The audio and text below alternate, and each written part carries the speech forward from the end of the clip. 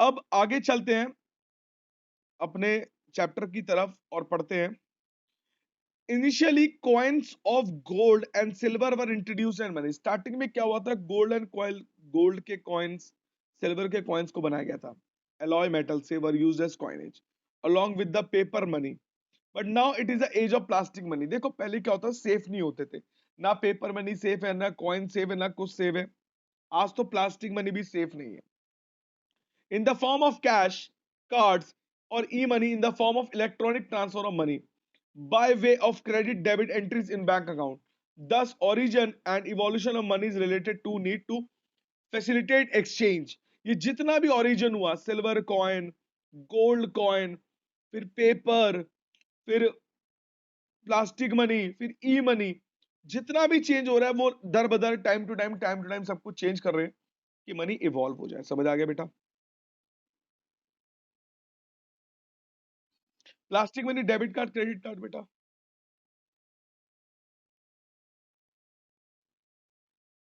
बेटा ये जो चार पॉइंट है इनको हमें डीप में नहीं पढ़ना, सिर्फ क्योंकि सिलेबस में नहीं है।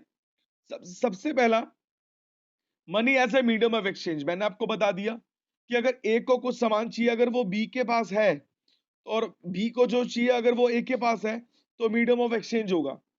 ठीक है ना? तो इसको बोलते हैं medium of exchange, barter system में। बट मनी ने क्या करा भाई, ए और बी का कोई फर्क ही नहीं हटाया। ए पैसे देगा, बी से सामान लेगा, बात खत्म। इसको बोलते हैं proper medium of exchange according to money. जो पुराने वाला मीडियम ऑफ एक्सचेंज था उसको बार्टर सिस्टम बोलते हैं।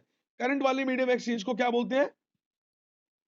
ये बोलते हैं मनी का मीडियम ऑफ एक्सचेंज, जहां पर क्या होता है हम पैसे देंगे और हमें सामान लेंगे। ठीक है। Second point, store of value. हम मनी को स्टोर कर सकते हैं, गुड्स को स्टोर नहीं कर सकते। मान लो ए अपनी काऊ को देता है बी को कि मैं 5 साल के बाद बी, भाई तेरी मैं अपनी काऊ को लेके जाऊंगा। अभी जो काऊ है वो 2 लीटर दूध देती है, क्या 5 साल के बाद भी 2 लीटर दूध देगी? नहीं देगी भाई। तो इसी में लिए मनी, हम लोग बार्टर सिस्टम में स्टोर नहीं कर सकते हैं, पर इस मनी को स्टोर कर सकते हैं। अगला, money is used as a measurement of value. Money को यूज करते हैं as a measure of value. समझ आ गया बेटा? मनी की वैल्यू को मेजर कर सकते हैं। समझ आ गया बेटा? देखो बेटा कैसे, ए है और बी है। ठीक है। ए ने बोला कि मेरे पास एप्पल है, आप मुझे, बी मुझे काओ दे दो। काओ बोलता है मुझे, मेरे को एप्पल दे दो, आप मेरे से काओ ले लो। क्या सही है बेटा? ये सही है? एप्पल के बदले काओ ले लेगा? हाँ, एप्पल के बदले काओ थोड़ी ले लेगा। तो इसीलिए एग्जैक्ट वैल्यू नहीं पता होती थी। मनी ने ये वाली प्रॉब्लम भी सॉर्ट आउट कर दी कि money is used as a measure of value. भाई साफ सीधी बात है भैया, सीधा बोलता है, ए बोलता है कि भैया मैं अपना मैं काऊ लूंगा एप्पल के बदले। एक एप्पल के बदले काऊ सही रहेगा? बिल्कुल नहीं रहेगा। तो एग्जैक्ट वैल्यू पता लगाने के लिए इन्होंने मनी को पैदा किया। समझ आ गया बेटा? अगला, money is used as standard of deferred payments. Money क्या करता है, फ्यूचर की पेमेंट्स को भी बहुत इजीली कर देता है। समझ आ गया बेटा? अब सबसे बड़ी बात कि money is what that money does. Simple सी बात है, मनी वही काम करता है जो मनी होता है। तो मनी क्या काम करता है? मनी मीडियम ऑफ एक्सचेंज करता है, स्टोर ऑफ वैल्यू करता है, मेजर ऑफ वैल्यू करता है, स्टैंडर्ड फॉर डेफर्ड पेमेंट करता है। समझ आ गया बेटा? ठीक है। ये मेरे को, तो अब हम सबसे पहले मनी की डेफिनेशन हमने पढ़ ली है। Money is what that money does. It is defined as an instrument, serve as a medium of exchange, store of value, measure of value, and a standard of deferred payment. That is known as money. कोई doubt है इसमें? ये सब नहीं पढ़ना, barter system के बारे में नहीं पढ़ना, इनको भी नहीं पढ़ना, फॉर्म्स ऑफ मनी भी नहीं पढ़ना। ये पढ़ना है सप्लाई ऑफ मनी। देखो बेटा,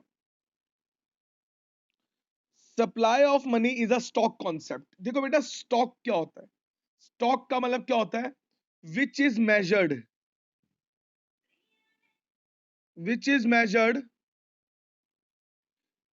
at a particular point of time, at a particular point of time, जिस चीज को हम मेजर कर सकते हैं एक पर्टिकुलर पॉइंट ऑफ टाइम में। मतलब साफ सीधी बात है, स्टॉक क्या होता है? मैंने बोला कि भाई ए तेरे पास कितने पेन पड़े हैं, कहता है 1000, तो 1000 इज अ स्टॉक। तो supply of money is a stock concept, it refer to total stock of money of all types held by the public at a particular point of time.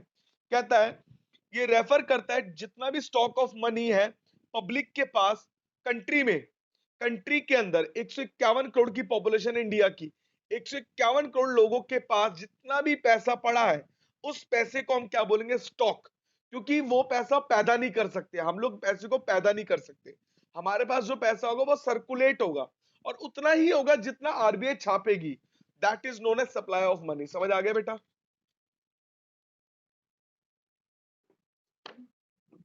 किसी को भी कोई डाउट? क्या कर रहा था तू जब मैं समझा रहा था? हाँ समझ नहीं है। अच्छा देख भाई, दोबारा से समझाता हूँ। सप्लाई ऑफ मनी एक स्टॉक कॉन्सेप्ट है। तेरे को पता है स्टॉक क्या होता है शिशिर? पढ़ाया था मैंने। स्टॉक वो चीज होती है जो, जैसे मान ले तूने 1000 शर्ट बनाई, तो वो एक ही हजार रहेगी ना, वो 2000 तो नहीं हो सकती। ये 1000 स्टॉक है। तो आरबीआई भी जितना पैसा बनाता है तो वो मार्केट में सर्कुलेट होता है, वो डबल तो नहीं हो जाता। तो it refer to total stock of money of all types held by the public of a country at a point of time. समझ आ गया? कि जितना कंट्री में पैसा है। It is important to note that supply of money does not include, supply of money क्या क्या इंक्लूड नहीं करता? सबसे पहला, stock of money held by the government. Does not include, क्या क्या नहीं इंक्लूड करता? जितना भी स्टॉक गवर्नमेंट के पास पड़ा हुआ है वो इंक्लूड नहीं करता। Stock of money held bye banking system of a country, जो भी स्टॉक बैंकिंग सिस्टम होता है, बैंकिंग सिस्टम से होता है हमारी कंट्री में, उसको भी इंक्लूड नहीं करता। क्यों नहीं करता? Because government and the banking system of a country are a supplier of money. क्योंकि गवर्नमेंट और बैंकिंग सिस्टम मनी को सप्लाई करता है, उनके पास तो हो ही नहीं सकता ना, क्योंकि हम लोग तो कस्टमर है। हमारे पास जो पैसा होगा वो सप्लाई ऑफ मनी होगा, ठीक है ना, क्योंकि वो हमारे पास स्टॉक कॉन्सेप्ट की तरह होगा। बट गवर्नमेंट और बैंकिंग सिस्टम क्या करती है? लोगों को पैसा देती है। तो इसीलिए ये दोनों चीजें इंक्लूड नहीं होंगी। And the stock of money held by the supplier of money, जो स्टॉक ऑफ मनी होता है, अगर वो stock of money supplier of money के पास हो, is never treated as a supply of money in the country. समझ आ गया बेटा? अगर मान ले कि जो गवर्नमेंट है, अगर वही सप्लायर ऑफ मनी है, अगर उनके पास पैसा पड़ा होगा तो वो सप्लाई में काउंट नहीं होगा। समझ आ गया बेटा?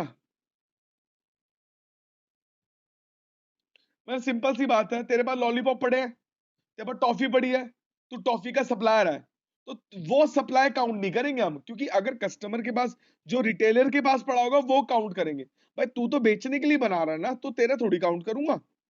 समझ आया?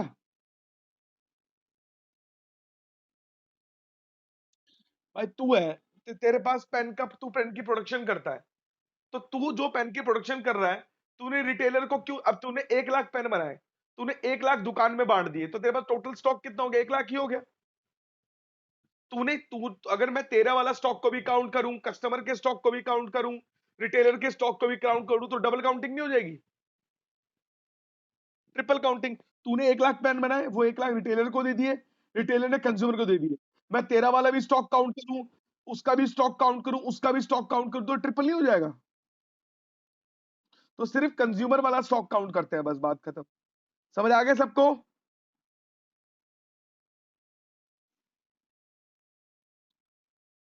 ठीक है, तो supply of money include only that stock of money which is held by the people, जो लोगों के पास पड़ा है, other than the supplier of money themselves. In other words, supplier के पास नहीं जाएंगे, कंज्यूमर के पास जाएंगे। In other words, supply of money refer to that stock of money which is held by those who demand of money, not by those who supply of money. हम लोग क्या करेंगे? जिन जो डिमांड करते हैं उनके पास जाएंगे, ना कि जो सप्लाई करते हैं। समझ आ गया? मतलब we went to consumer not the producer. समझ आ गया बेटा?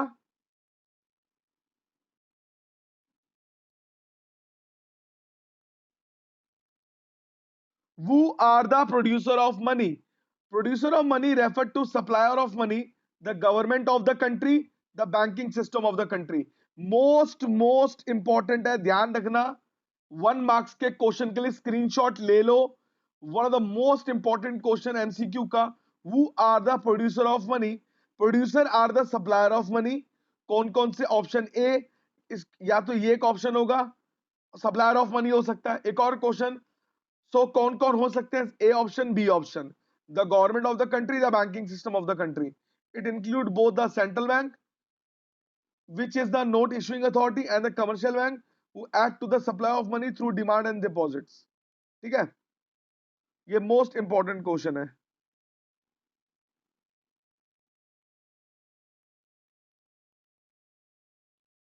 आगे चलते हैं। Measures of money supply, one of the most important question again, बिल्कुल ध्यान से सुनना। Measures of money supply in India there are 4 alternative measures of money supply popularly known as M1, M2, M3, M4. Only M4 measure is discussed here as prescribed in the syllabus. M1 को ही पढ़ना है, M2, M3, M4 ability zone में है, तो हम लोग इसको नहीं पढ़ेंगे क्योंकि अकॉर्डिंग टू सिलेबस में भी नहीं दे रखा। समझ आ गया? तो M2, M3, M4 measures are given in ability zone of this chapter for journal reference। सिर्फ जर्नल रेफरेंस के लिए पढ़ा रहा हूं, M1 ही सिलेबस में है, तो हम इसको पढ़ते हैं। देखो, सबसे पहला M1 क्या होता है? M1 is a money supply. M1 क्या है? Measurement of money supply include C plus DD plus OD।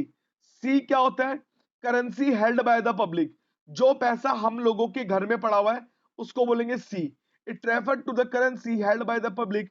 It include coin as well as paper note. समझ आ गया बच्चों?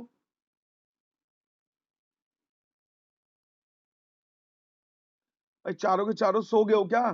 समझ आ गया? हम्म। अगला DD, अगला है DD। It refer to the demand deposit of the people with the commercial bank. ये डिमांड डिपॉजिट होता है लोगों के पास जो commercial bank, sorry, it refer to the demand deposit of the people. ये रेफर करता है डिमांड डिपॉजिट लोगों का विद द कमर्शियल बैंक, जो कमर्शियल बैंक के पास होता है। These are checkable deposit which can be withdrawn और ट्रांसफर ऑन डिमांड। ये चेकेबल डिपॉजिट होते हैं जो हम कभी भी विड्रॉ कर सकते हैं और ट्रांसफर कर सकते हैं ऑन डिमांड। आप अकाउंट्स वाली टीचर से पूछ लेना डिमांड डिपॉजिट क्या होता है, फिर भी मैं आप लोगों को बता देता हूं। देखो डीडी होता क्या है, कभी कभार क्या होता है ना, जैसे एक तरीके का ऐसा ऐसा एक फॉर्म होगा। मान लो आप मुझे फीस दे रहे हो, आप लिखोगे डीजीसी क्लासेस, आपने लिखा to the director of DGC classes, आपने ले दिया, फीस दे दी 3,000 रुपए मान लो। तो बेटा ये अगर ये एक तरीके का चेक ही होता है, एक तरीके का चेक होता है, चेक नहीं होता। आप मेरे इंस्टीट्यूट में आके सबमिट कर दोगे, आप जैसे सबमिट करोगे 3,000 रुपए का, तो वो अपने आप मेरे अकाउंट में डेबिट हो जाएगा, क्रेडिट हो जाएगा 3,000 रुपए। इसमें क्या होता है, क्योंकि रीजन क्या होता है कि जैसे ही वो जो डीडी मेरे पास आएगा, डिमांड डिपॉजिट आएगा, वो डिमांड डिपॉजिट मैं अपने कमर्शियल बैंक में डालूंगा, अपने रिस्पेक्टेड बैंक में डालूंगा, वो अपने आप ही अकाउंट को डेबिट कर क्रेडिट कर देंगे मेरे उसमें, और तुम्हारे अकाउंट से डेबिट हो जाएगा। समझ आ गया बेटा? इसको बोलते हैं डिमांड डिपॉजिट्स। समझ आया बेटा? दीपिका, अगला होता है ओडी। ओडी होता है अदर डिपॉजिट।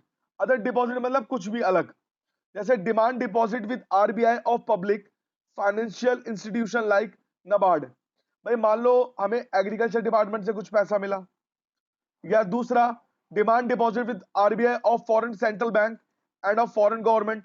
हमें डिमांड डिपॉजिट मिला किससे? आरबीआई से या फॉरेन सेंट्रल बैंक से कुछ मिला। Demand deposit of international financial institution, demand deposit मिला कहां से? आईएमएफ से या फिर वर्ल्ड बैंक से। Special OD does not include. Other deposit include नहीं होंगे किस किस के? ये भी एमसीक्यू में मोस्ट इंपॉर्टेंट है। कौन कौन सा ओडी इंक्लूड नहीं होता? सबसे पहला, deposit of the government of the country with RBI, deposit of the country banking system with RBI. समझ आ गया बेटा?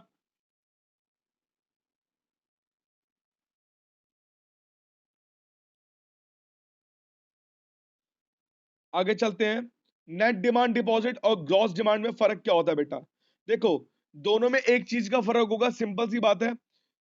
Gross demand deposit include inter banking claims, देखो इस बात पे ध्यान रखना, इंटर बैंकिंग क्लेम्स और one bank against the demand the other, sorry. जो ग्रॉस डिमांड डिपॉजिट होता है, जो ग्रॉस डिमांड डिपॉजिट होता है वो इंक्लूड करता है इंटर बैंकिंग क्लेम और one bank against the other. वो इंटर बैंकिंग क्लेम्स करते हैं एक दूसरे के साथ, एक बैंक दूसरे के साथ क्लेम करता है, one bank against the other, एक बैंक दूसरे बैंक के साथ। पर नेट डिमांड डिपॉजिट क्या करता है, वो कोई क्लेम नहीं करता इंटर बैंकिंग में। Inter banking claim are not a part of demand deposit of the people, ये डिमांड डिपॉजिट का पार्ट नहीं होता। तो इन दोनों में सिर्फ एक ही फर्क है, एक इंटर बैंक क्लेम करता है ग्रॉस में, एक इंटर बैंक क्लेम नहीं करता उसमें। ठीक है, तो एक और एक क्वेश्चन है, एक पॉइंट है, इसको भी नोट कर लेना। और जैसे मान ले तूने, तेरा आईसीआईसी बैंक में चेक है, तूने मुझे फीस दी, मेरा एसबीआई में है, मैंने क्या करा, अपने बैंक में तेरा चेक डाल दिया, तेरा चेक अपने बैंक में डाल दिया, मेरा आईसीआईसी में है और एसबीआई से कैसे क्लियर हो जाएगा? तो जो सारी सेटलमेंट होती है वो इंटर बैंकिंग क्लेम से होती है। ये आरबीआई ही करता है, क्लियरेंस ऑफ सेटलमेंट पॉइंट है, क्लियरेंस ऑफ रेमिटेंस वो आरबीआई करवाता है और कोई नहीं करवा सकता। समझ आ गया बेटा? Only net demand deposit are taken as a part of money supply. ध्यान रखना, net demand deposit held by the commercial bank are taken as a part of money supply। कोई डाउट?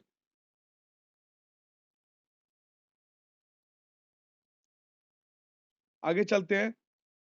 टर्म डिपॉजिट और demand deposit में फर्क क्या होता है बेटा? देख बेटा,